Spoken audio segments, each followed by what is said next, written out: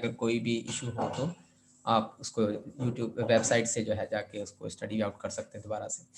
अच्छा, simple arithmetics की या फिर सिंपल मैथ्स की जब हम बात करते हैं तो अरिथमेटिक कम्स एट फर्स्ट। तो जो भी हमारी क्लासेस हैं मिसाल के तौर पे जब हम आगे बढ़ते जाएंगे जितने पीरियड्स होंगे जो आपके पास यानी एचएसटी और सॉरी पीएसटी और जेईएसटी में काम आएंगे, सबसे पहले तो देखें अरिथमेटिक्स में फॉर एग्जांपल किस तरह से क्वेश्चंस हो सकते हैं। फॉर एग्जांपल मैं कहता हूं कि एक क्वेश्चन है कि अ 9 by 15 tool room was enlarged to 11 by 20, how many square feet of floor space were added। ठीक है, इस तरह से सवालात आपके पास आ सकते हैं। यानी जैसा कि यानी कोई देगा अरिथमेटिकली इसको सॉल्व करना पड़ेगा। आपके पास कोई भी सवाल है, भाई एक कमरा है जिसका जो है इतना फीट का जो है वो बड़ा करके उसको इतना फीट कर दिया गया है। अब सवाल है कि how many square feet of floor space was added, यानी कितने स्क्वायर फीट जो है वो कमरा जो है उसको वो इनलार्ज किया गया है, वो कितना उसको बड़ा कर दिया गया है। इस तरह से सवाल आपके पास आ सकते हैं। ठीक है, और फॉर एग्जांपल 9/10 माइनस 3/10 इस तरह से सवाल आ सकते हैं अरिथमेटिक्स में। ठीक है, हम बेसिक से स्टार्ट करेंगे फर्स्ट ऑफ ऑल। अगर हम आज के लेक्चर में देखें तो सबसे पहले देखें में यहाँ पे हम शुरू कर देते हैं अरिथमेटिक्स में, यानी कैसे स्टार्ट होगा। सबसे पहले हम जो है फ्रैक्शंस की बात करेंगे। फ्रैक्शंस की हम सिंपली इसको टच देते जाएंगे ताकि जिसको जहाँ पे इशू होगा तो वो स्टडी करते जाएं। अच्छा, फॉर एग्जांपल मैं कहता हूँ कि भाई 1/20 माइनस 1/30 या फिर 1/10। अगर इसका हमें सॉल्यूशन फाइंड करना हो तो how we can solve this. तो फर्स्ट ऑफ ऑल तो हम इसका एलसीएम फाइंड आउट करेंगे। 10 और 20 का एलसीएम लेंगे तो इट कम्स 20। ठीक है, कैसे देखें, इसके एलसीएम लेने के तरीके हैं कि भाई 20 को ले लिया अलग से और 10 को अलग से ले लिया हमने। ठीक है, अब इनमें से देखेंगे कि कौन सी चीज़ जो है कॉमन हो रही है। तो इसमें देखेंगे 10 का जो टेबल है वो कॉमन हो रहा है। तो 10 का टेबल जो कॉमन होगा तो बाकी 10 का टेबल 20 पे जो है 2 टाइम्स जाता है और 10 पे जो है वो 1 टाइम जाता है। अब 10 को यूं ही रखेंगे और 2 को मल्टीप्लाई करेंगे 1 के साथ तो आंसर आपके पास 2 आएगा। अब 2 को जब 10 से मल्टीप्लाई करेंगे तो 20 आपका एलसीएम आ जाएगा। तो इस तरह से आप एलसीएम निकाल सकते हैं। एलसीएम निकालने का ये भी एक तरीका है।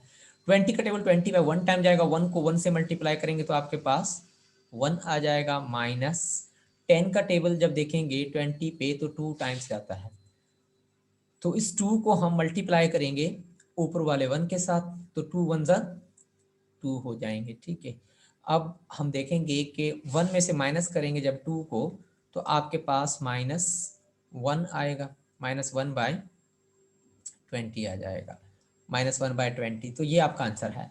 ठीक है, तो इस तरह से क्वेश्चन आ सकते हैं आपके पास। ठीक है, जिस तरह से पास्ट पेपर्स में आप देखेंगे तो इस तरह से यानी अरिथमेटिक के क्वेश्चंस जो हैं वो आए हुए होंगे। ठीक है, अब ये तो था थोड़ा सा इजी, हम कॉन्सेप्चुअली अगर हमने बात की तो इस तरह से थोड़ा डिफिकल्ट भी आ सकते हैं। फॉर एग्जाम्पल मैं कहता हूँ कि भाई प्रूव करें कि 1/2 टाइम्स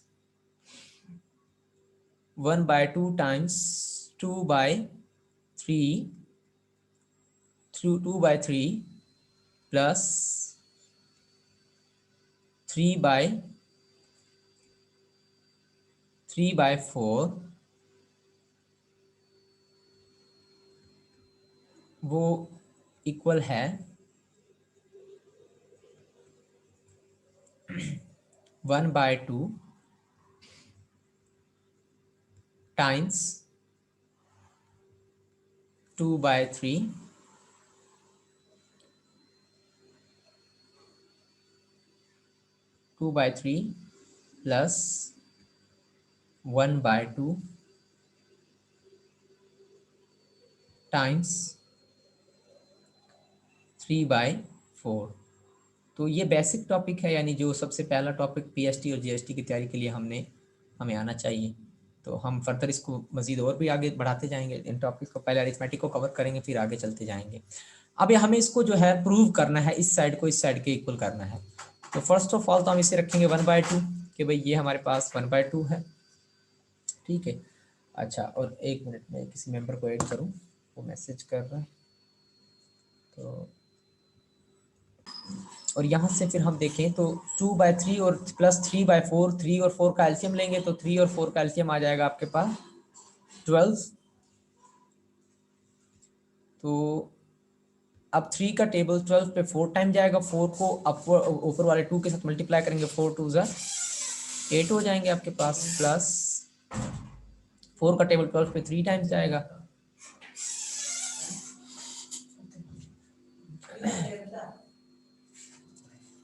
ओके।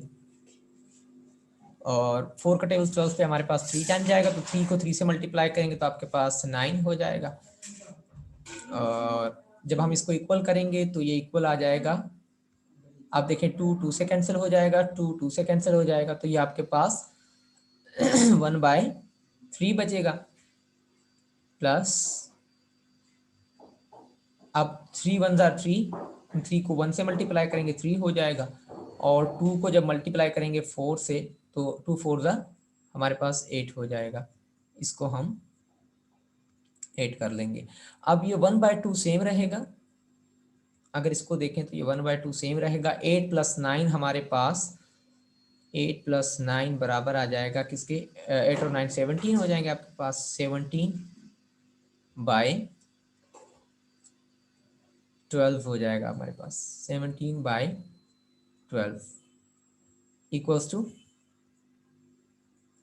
अब इस कैल्शियम लेंगे 3 का और 8 का, 3 और 8 कैल्शियम लेंगे तो 24 आएगा आपके पास, 24 आ जाएगा। और 24, अब 3 का टेबल 24 पे आपको पता है 8 टाइम जाएगा, 8 को 1 से मल्टीप्लाई करेंगे तो 8 1 ज़ा 8 हो जाएगा, प्लस 8 का टेबल 24 पे 3 टाइम जाएगा तो 3 3 ज़ा 9 हो जाएंगे। अब ये अब 2 का और 12 का एलसीएम लेंगे तो आप नहीं सॉरी मल्टीप्लाई हो रहा है, तो 1 को 17 से मल्टीप्लाई करेंगे 17 हो जाएंगे, बाय 2 को 12 से मल्टीप्लाई करेंगे, इस 2 को इस 12 से मल्टीप्लाई करेंगे तो 2 12 ज़ा 24 हो जाएगा। इसको इक्वल करेंगे, ये इक्वल हो जाएगा 8 + 9 17 होते हैं आपके पास, 8 को 9 से प्लस करेंगे तो 17 हो जाएगा, बाय 24 हो जाएगा, तो हम इसको बाय 24 कर देंगे। तो इस तरह से ये आपके पास देखें, ये प्रूव हो गया कि left hand side is equals to right hand side. हमने यही वेरीफाई करना था कि ये वाली साइड जो है वो इक्वल आ जाए इस वाली साइड के, ठीक है। तो इस तरह से क्वेश्चन आ सकता है आपके पास, ठीक है, इस तरह से मुख्तलिफ क्वेश्चन होते हैं, लेकिन ये थोड़ा सा अब जो है लेंदी होगा, तो एमसीक्यू टाइप होगा उसमें तो।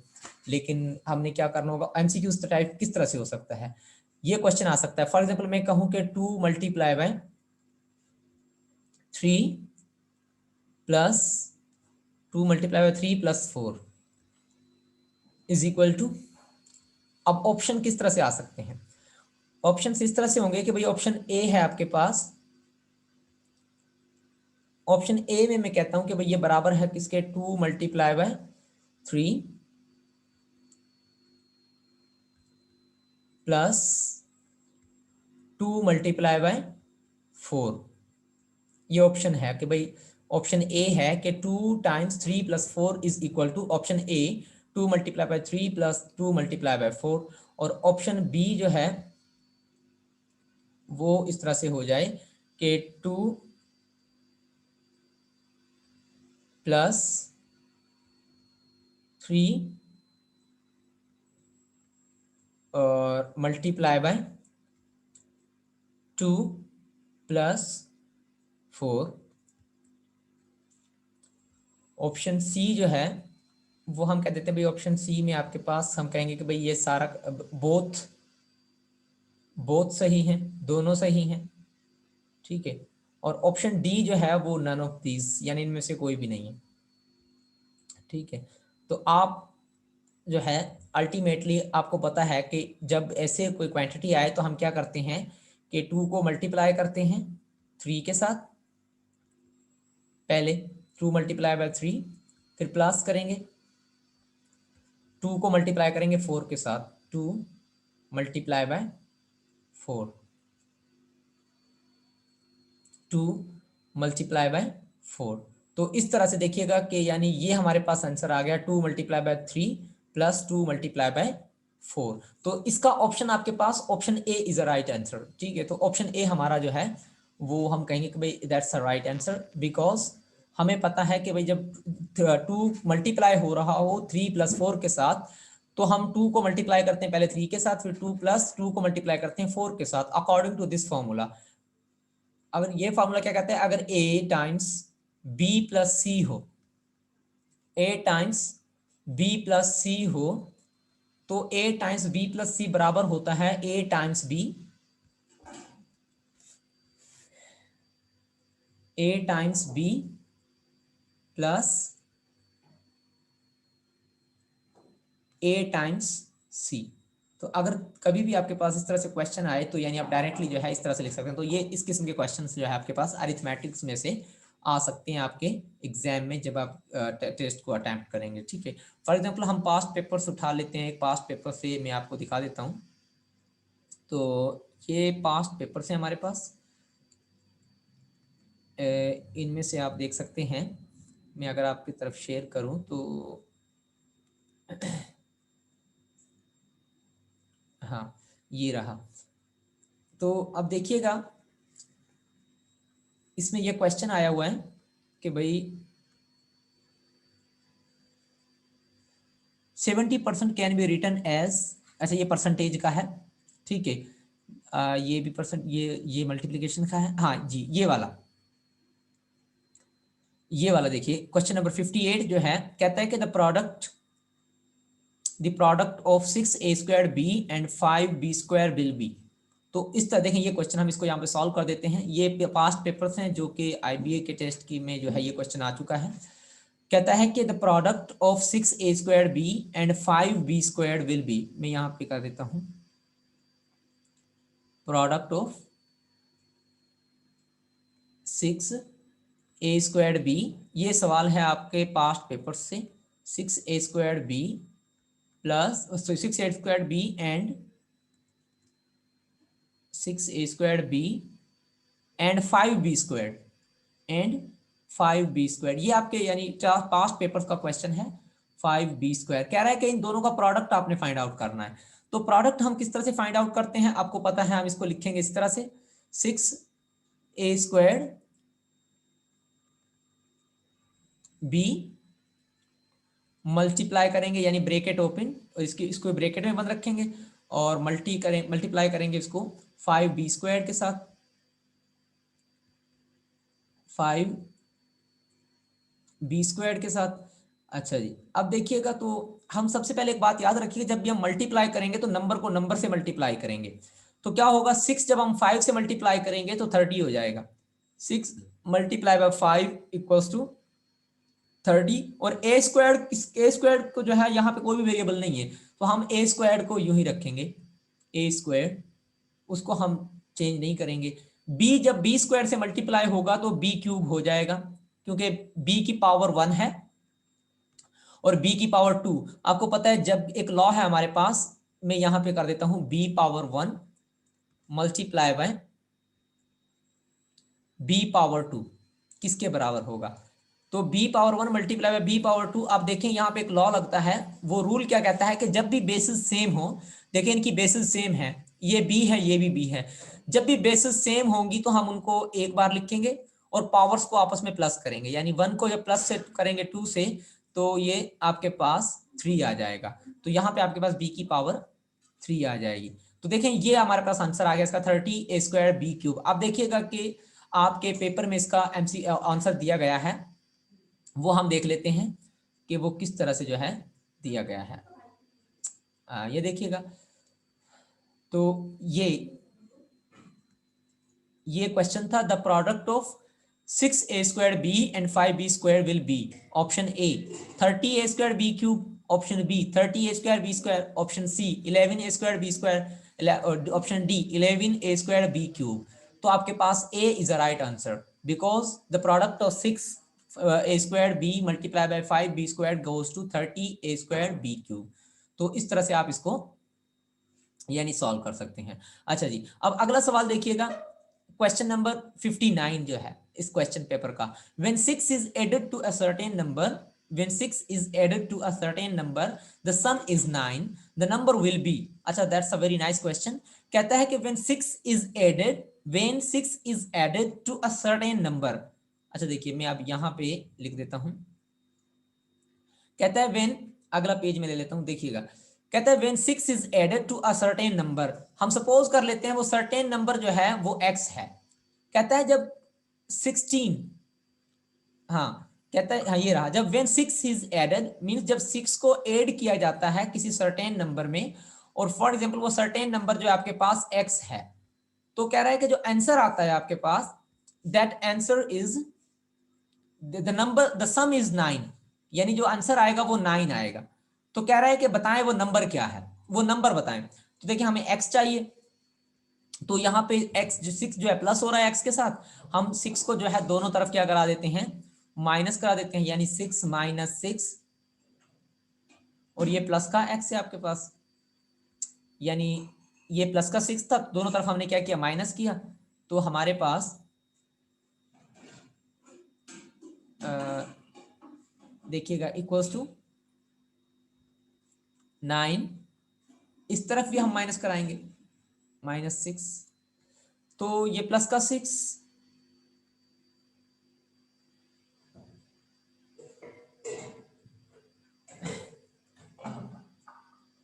ये प्लस का 6, ये माइनस का 6 कैंसिल हो जाएगा, तो हमारे पास यहाँ पे x बचेगा। तो हम देखेंगे कि x is equals to 9 minus 6, 9 में से जब माइनस करेंगे 6 को, तो अच्छा जी, तो जब हम 9 में से माइनस करेंगे 6 को, तो हमें जो है हमने माइनस कर दिया इसको, एक देर, अच्छा 9 में से 6 जाएंगे तो हमारे पास बाकी 3 बचेंगे, यानी x की वैल्यू हमारे पास कितनी मिल गई, 3 मिल गई। तो यानी अब देखें बुक, उसमें देखें आपके क्वेश्चन पेपर में जो आंसर है वो देखें, उस पे ऑप्शन कौन कौन से हैं ये देखिएगा। तो यहाँ पे ऑप्शन दे रहा है कि when 6 is added to a number to a certain number the sum is 9, तो जो आंसर आपको मिलता है वो 9 मिलता है। अब पूछ रहा है कि द नंबर विल बी, क्या नंबर क्या होगा, तो option A is 1/3, option B is 3, and option C is 15, and option D is 54। तो हमारे पास बी जो है, हम कहेंगे कि B is a right answer, ठीक है। तो हमें बी जो है वो, हम उसे कहेंगे कि भाई दैट्स अ राइट आंसर। एक मिनट, MS भुट्टो, ये वीडियो प्लीज अपनी ऑफ कीजिएगा।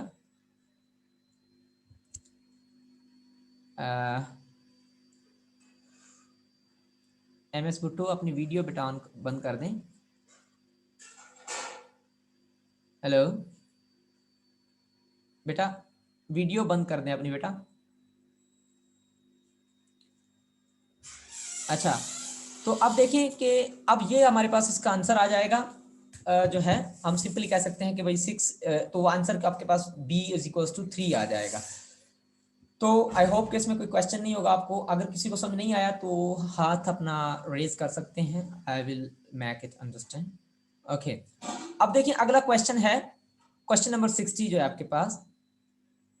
क्वेश्चन नंबर 60 कहता है कि भाई -6 टाइम्स -4, -6 टाइम्स -4, जब -6 टाइम -4 को हमने -2 है, -6 टाइम -2, तो आंसर क्या आना चाहिए। Option A is -12, option B is -8, option C is +8, option D is +12। तो हम सॉल्व करेंगे, क्योंकि हमें पता है कि भाई -6 टाइम्स -2, तो अगर हम यहाँ पे मल्टीप्लाई करें, यानी ब्रैकेट ओपन, -6 टाइम्स -2, जब हम इसको मल्टीप्लाई करेंगे तो आप देख सकते हैं माइनस इंटू माइनस, जब भी माइनस मल्टीप्लाई होती है, जब भी माइनस को मल्टीप्लाई किया जाता है प्लस माइनस के साथ, तो आपके पास जो आंसर आता है वो प्लस आता है, ठीक है। तो अब जब हम माइनस को मल्टीप्लाई करेंगे माइनस के साथ, तो आपका आंसर जो आएगा वो आएगा प्लस, ठीक है। और जब 6 को मल्टीप्लाई करेंगे 2 से, तो 6 2 12 आपके पास आ जाएगा। तो इस तरह से हम सिंपली डायरेक्टली क्या कह सकते हैं कि भाई इनका जो प्रोडक्ट आएगा, -6 और -2 का जो प्रोडक्ट आएगा वो 12 आएगा। अब आप देख सकते हैं आपके जो ऑप्शंस थे, उन ऑप्शंस में से ऑप्शंस में से ऑप्शन ए जो था वो -12 था, ऑप्शन बी जो था वो -8 था, ऑप्शन सी जो है प्लस का 8 था, और ऑप्शन डी जो है वो प्लस का 12 है। तो आपका आंसर क्या आ जाएगा? प्लस का 12 आ जाएगा। ठीक है जी। अच्छा, अगला जो है हमारे पास, हम उसको स्टडी कर सकते हैं।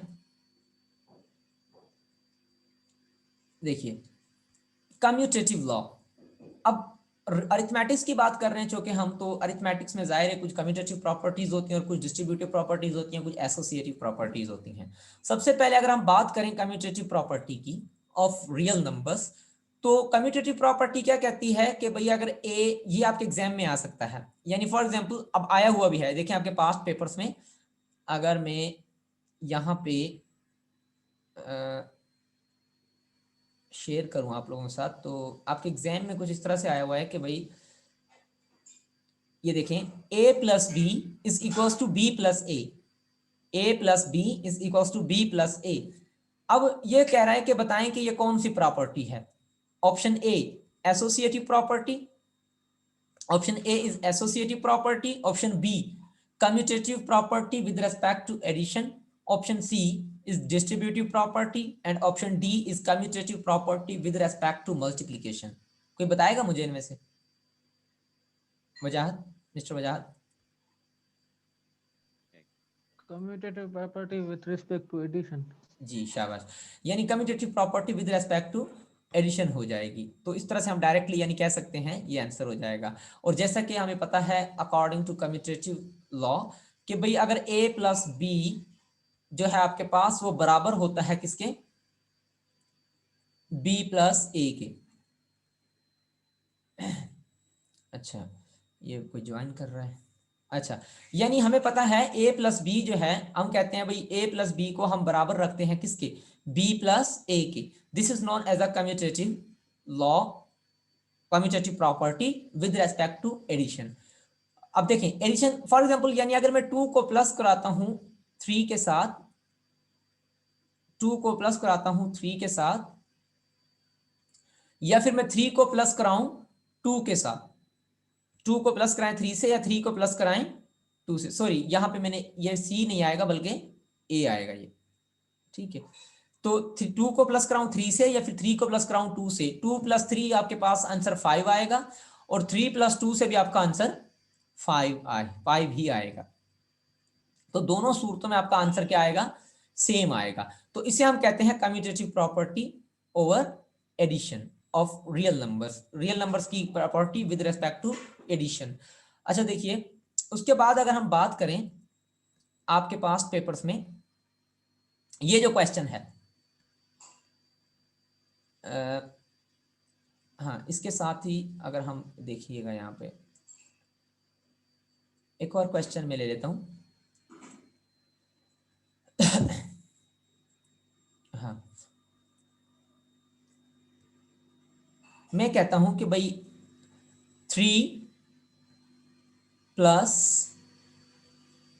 ब्रैकेट ओपन 2 माइनस 4 बराबर है आपके पास 3 प्लस 2 माइनस 4 के। ठीक है, अब ये एक प्रॉपर्टी है, इसे हम कहते हैं associative property with respect to addition. ठीक है, इसे हम एसोसिएटिव प्रॉपर्टी कहेंगे विद रेस्पेक्ट टू एडिशन। अब देखें ये क्या, इसका मतलब क्या है कि अगर आप a को प्लस करें, a को प्लस करें b प्लस सी से, a को प्लस करें b प्लस सी से, तो आंसर जो है वो आएगा आपके पास b को प्लस करें, a को पहले प्लस करें b के साथ, a प्लस b करें, और फिर जो आंसर आए उस आंसर को प्लस करें c के साथ। This property is known as associative property. इस हम प्रॉपर्टी को कहते हैं associative property, associative property with respect to addition. अब चूंकि ये विद रेस्पेक्ट टू एडिशन है, में जी जी, ये ऊपर 3 प्लस 2 हाँ माइनस है फिर भी नीचे हाँ प्लस है ऊपर माइनस। हाँ, तो उसका मकसद उसकी खैर है। अब उसको हम कैसे कर सकते हैं, वो इस तरह से कर सकते हैं। फॉर एग्जाम्पल मैं अगर प्लस देके और -4 को ब्रेकेट में रख दूं इस तरह से, कोई फर्क पड़ेगा? जी अगर समझ मैं नहीं आया। मैं क्या करूं, प्लस को बाहर दूं और अच्छा मैं इस सवाल को दोबारा लिख देता हूं, इसी सवाल को मैं अगले पेज पे लिख देता हूं इस तरह से कि भाई 3, आप कह रहे हैं कि ये plus bracket open 2 -4 equals to 3 - 4 bracket open equals to, मैं इसको इस तरह से लिख रहा हूं कि भाई 3, इस तरह से सवाल आ रहा होता है, थोड़ा सा उसको कॉम्प्लेक्स किया जाता है ताकि बच्चे जो थोड़ा कंफ्यूज हो जाएं। 3 + 2 -4, इस तरह से सवाल आता है, ठीक है। और वो पूछते हैं कि भाई बताएं ये एसोसिएटिव प्रॉपर्टी है या कम्यूटेटिव प्रॉपर्टी। अब आप परेशान हो जाएंगे, भाई ये तो ना तो एसोसिएटिव नजर आ रही है ना कम्यूटेटिव प्रॉपर्टी नजर आ रही है। क्यों? क्योंकि एसोसिएटिव में तो ऐसे होता है, एसोसिएटिव में तो कुछ इस तरह से और होता है A+B। बहुत अच्छा सवाल किया आपने। तो एसोसिएटिव में तो इस तरह से और होता है A+B+C इज इक्वल टू, और इसी तरह से कंफ्यूज करके वो सवाल दे रहे होते हैं A+B+C,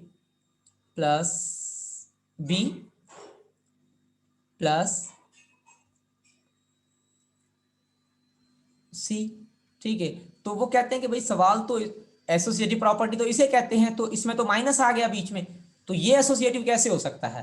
तो इसमें बच्चे कंफ्यूज हो जाते हैं। अब वो कैसे होता है एसोसिएटिव, उसको मैं बताता हूँ आपको किस तरह से एसोसिएटिव होता है। एसोसिएटिव का मतलब ये है कि मैं अगर ऊपर वाले सवाल को दोबारा लिखूं तो क्या हो जाएगा, 3 ब्रेकेट ओपन, मैं इसको बड़ी बार स्क्वायर ब्रेकेट कह देता हूं, times 2 plus bracket small bracket, और -4 को मैं अंदर रख देता हूं स्मॉल ब्रेकेट के या फिर पैरेंथेसिस के। अब देखिएगा, तो देखें मैंने अगर ये जो माइनस था मैंने इसको प्लस इंटू माइनस में रख दिया, यानी प्लस को जब दोबारा से मैं माइनस से मल्टीप्लाई करूंगा दोबारा से -4 हो जाएगा। तो यानी यहां तक कोई डाउट?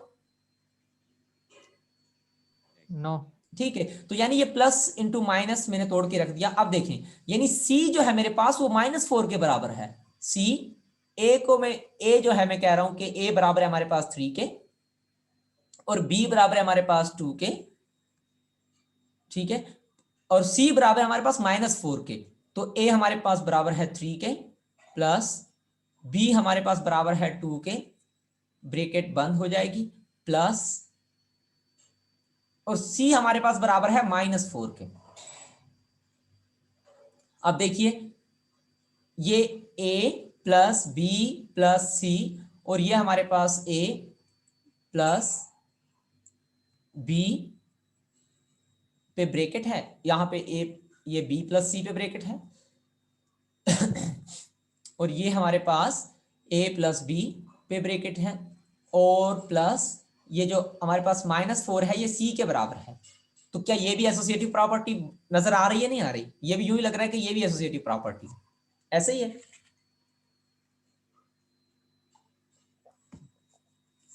समझ आ गया मिस्टर वजाहत? जी जी। ठीक है, इस तरह से हम इसको डील कर सकते हैं कि भाई एसोसिएटिव प्रॉपर्टी हमारे पास। अच्छा, थोड़ा सा और टर्न ले सकती हैं ये। फॉर एग्जाम्पल मैं कहता हूं -2 प्लस -4 प्लस 3। यही तो कॉम्प्लेक्स क्वेश्चन है, यानी इतना मुश्किल नहीं है हालांकि, लेकिन वो घुमा फिरा के इस तरह से दे देते हैं कि भाई प्रूव करेंगे एसोसिएटिव है या नहीं है। इज इक्वल्स टू -2 -4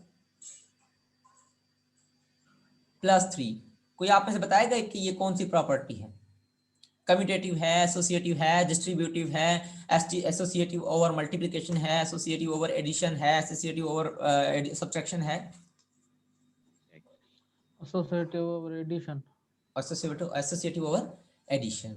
ठीक है, अब कैसे देखें, ये A2 जो है वो ये सारा का सारा A है आपके पास, प्लस, और जो b है आपके पास वो b बराबर है -4 के।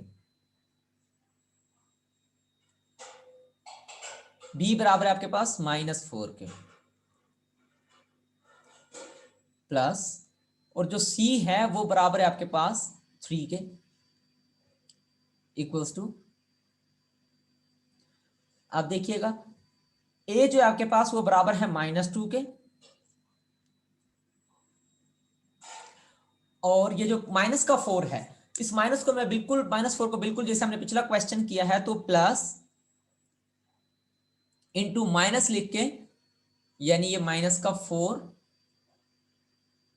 को मैं एज अ सी कह दूं, यानी एज अ सी है ये, और ये ब्रैकेट बंद कर दें, प्लस का 3 हो जाएगा हमारे पास।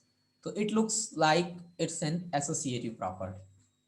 तो इस तरह से हम इसको भी एसोसिएटिव प्रॉपर्टी कह सकते हैं, और इस तरह से क्वेश्चन जो है बुक में आपके एग्जाम में जो है आ रहा होता है। क्रिटिकली आप जब इनको देखेंगे तो इस तरह से यानी क्वेश्चंस जो है आपके पास आ सकते हैं। फॉर एग्जांपल मैं एक और क्वेश्चन ले लेता हूं, मैं कहता हूं कि 2 टाइम्स -3,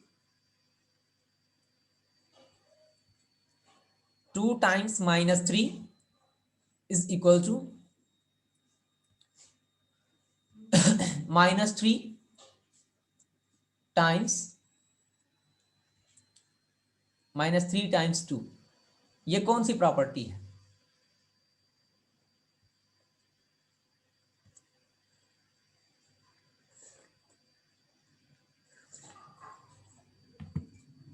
मिस्टर बजाज बता सकते हैं आप?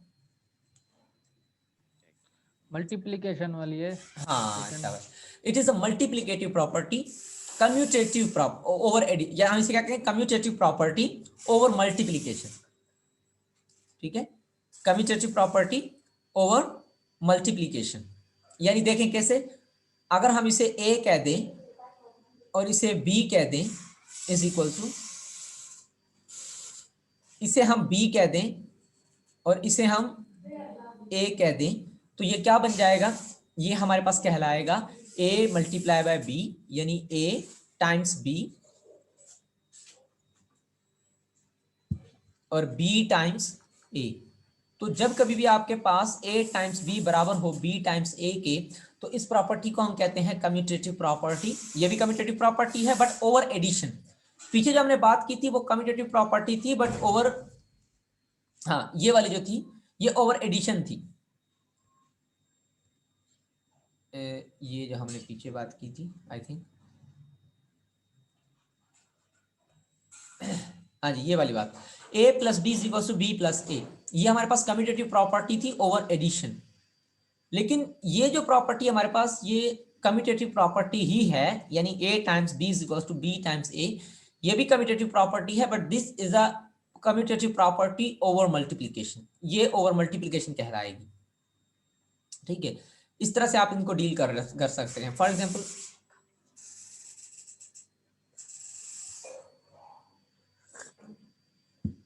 मैं क्या देता हूं कि भाई एक और क्वेश्चन में ले लेता हूं कि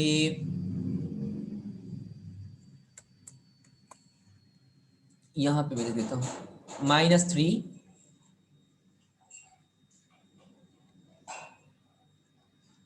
times -4 is equal to -4 times -3। तो देखिएगा इसमें भी यानी हमारे पास क्या हो रहा है, ये a times b is equal to b times a, तो ये भी हमारे पास क्या हो जाएगी, कम्यूटेटिव प्रॉपर्टी ओवर मल्टीप्लिकेशन हो जाएगी। तो इस तरह से आप प्रॉपर्टी को जो है सॉल्व कर सकते हैं कि किस तरह से जो प्रॉपर्टीज आपके पास कम्यूटेटिव प्रॉपर्टी है या फिर मल्टीप्लिकेटिव प्रॉपर्टी है, एसोसिएटिव प्रॉपर्टी है, इस तरह से आप इनको डील कर सकते हैं। तो हम प्रॉपर्टीज के मुख्तलिफ क्वेश्चन आ रहे होते हैं आपके एग्जाम में जो कम्यूटेटिव प्रॉपर्टी और एसोसिएटिव प्रॉपर्टी रिलेटेड होते हैं। तो अच्छा तो मतलब इस तरह से आपके पास क्वेश्चंस आ सकते हैं रिगार्डिंग प्रॉपर्टीज। ठीक है, और भी हमारे पास होती हैं। फॉर एग्जांपल मैं कहूँ कि भाई एक और प्रॉपर्टी हम ले लेते हैं, मैं कहता हूँ 3 टाइम्स 4 प्लस 3 टाइम्स 4 प्लस 3 या फिर 4+4, या मैं थोड़ा सा इसको चेंज कर लेता हूँ, 4+5 इज इक्वल टू बराबर है 3 × 4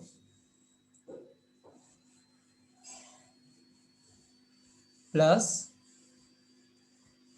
3 × 5 के। सवाल ये होता है कि भाई ये कौन सी प्रॉपर्टी है, ऐसा क्वेश्चन लिखा आएगा और वो ऑप्शन होंगे कि ये कौन सी प्रॉपर्टी है। ऑप्शन ए जो है हम कहते हैं एसोसिएटिव प्रॉपर्टी ओवर एडिशन, और ऑप्शन बी जो होगा आपके पास वो एसोसिएटिव प्रॉपर्टी मल्टीप्लिकेटिव